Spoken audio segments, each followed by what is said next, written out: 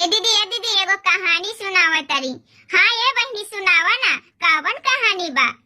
ए दीदी, गौरा रानी ने बड़ा रोवत रहनी हा, ई सोच के कि हमार दुल्हा तो करिया बा, सबके दुल्हा इतना सुंदर सुंदर बा, हमार दुल्हा करिया बा। आई हो दादा, तब फिर का भइल? ए सखी, तब फिर इहे भइल कि गौरा रानी के महादेव जी समझाइले बानी।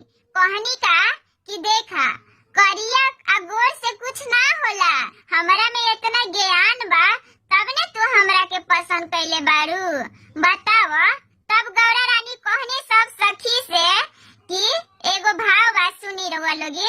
सबके दुल्हवा बड़ा गोर गोर गे माई, हमारो दुल्हवा बड़ा करिया बागे माई, हमारो दुल्हवा बड़ा करिया हागे माई, सबके दुल्हवा बड़ा गोर गोर गे माई, हमारो दुल्हवा बड़ा करिया बागे माई, हमारो दुल्हवा बड़ा करिया हागे माई, करिया हाता काहन करिया हागे माई, करिया हाता काहन करिया हागे माई, पर्वत बैठाल हजरिया लिखो तरंगे